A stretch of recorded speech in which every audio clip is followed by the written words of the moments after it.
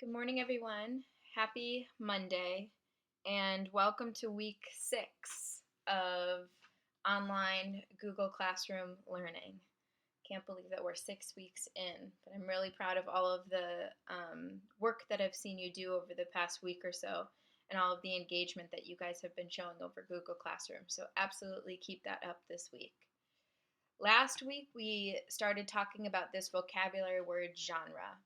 And we talked about how a genre is a category of art, music, or literature. The example that I used was the different genres of music. We have R&B, country, pop, rap.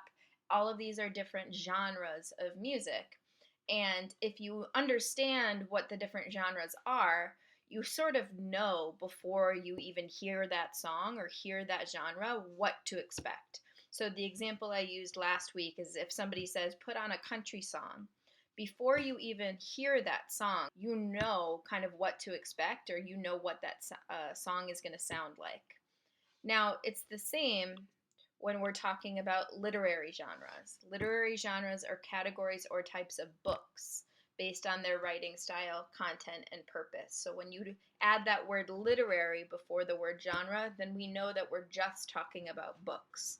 And there are 4 main types: fiction, nonfiction, poetry, and drama. And essentially, the same idea that we talked about with musical genres applies when you're talking about literary genres.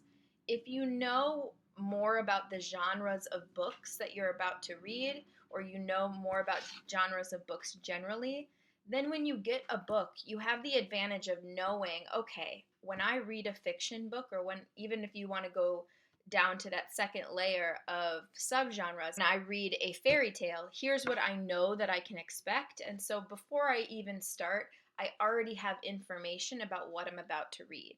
Okay? Last week we talked about fiction literary genres, and we broke it up into 8 different categories: fantasy, graphic novel, horror, fairy tale, comedy, fable, mystery, historical fiction, and science fiction. If you have not completed the 2 assignments from last week, Mondays is the introduction to genre, and Tuesday is the introduction to the literary genre fiction. Please go and complete those before starting this one, because it just builds on each other. And so if you haven't completed those yet, this might be a little confusing or a little bit more difficult than it would be if you first started with last week's assignments, okay? So since we did fiction last week and we broke those down into 8 different subgenres, today we're going to tackle nonfiction. Nonfiction, we talked about, is writing that is real information or facts. We know that we can tell the difference between the genres of fiction and nonfiction because fiction is a made-up story by the author. Nonfiction is writing that is real information or facts. Just like last week, we're going to break nonfiction up into subgenres. This time, we only have 3 subgenres. So in fiction, we had 8 different subgenres that we talked about. For nonfiction, we're just going to break it up into 3 subgenres. So here's our literary genre kind of tree again. Remember, we start at the top, and the further we go down in the roots, the more specific we get. So the first layer of roots, or the first layer of these genres, is fiction, nonfiction, poetry, drama. Last week we talked about breaking it down into the subgenres of fiction, like we said, fantasy, graphic novel, horror, and so on. Today we're going to focus on this root nonfiction, and we're breaking that genre of nonfiction down into its subgenres. I said that there were going to be 3. So the 3 subgenres that we're going to talk about of nonfiction are informational text, autobiography, and biography. So let's break it down here into those 3 subgenres and learn the difference of each one. The first subgenre is informational text. This is pretty broad. And informational text is a nonfiction text that teaches the reader facts about a topic. So as you can imagine, this could be a whole variety of things.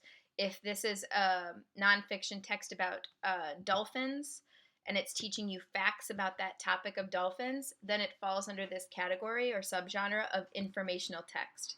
It's the same for something like architecture. If it's teaching you facts about how to build buildings or how to be an architect, it falls under this subgenre of informational text. It's giving you information and teaching you facts about a topic. The second subgenre is autobiography. Now we're talking about people, and autobiography is very specific. It's when a book is written by the author about their own life. So in the example picture that it gives, it's the title of the book is My Life. It's a book about Martin Luther King Jr., written by Martin Luther King Jr. That's autobiography. The third subgenre is biography. A biography is a book written about a real person's life, but it's written by another person. So in this picture example, again, it says, Who was Martin Luther King Jr.? It's a book about Martin Luther King Jr., but it's by Janet Shaw. So it's a book about someone who is real and about their life, but it's written by another person. So those are the three subgenres of nonfiction: informational text, autobiography, and biography. Just like last week, in the assignment portion of this, or in the you do portion of this assignment, you're going to look at different texts that I give you, and you'll have to decide, okay, what subgenre does this text fit in? Is it an informational text? Is it an autobiography? Or is it a biography? Okay? Make sure that you're giving this assignment the necessary time and attention that it needs in order to do well. Last week, a lot of you did really well and scored, 8, 9, or 10 points out of 10.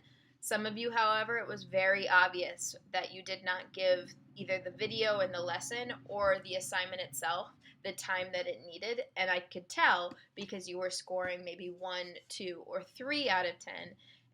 Which just tells me that you didn't give it time, because all of the information that you need is here, and you can come back to it while you're doing the assignment in order to check your answers. So please make sure you're giving it the necessary time and attention. Try your very best, and have a fantastic rest of your Monday. Bye, guys.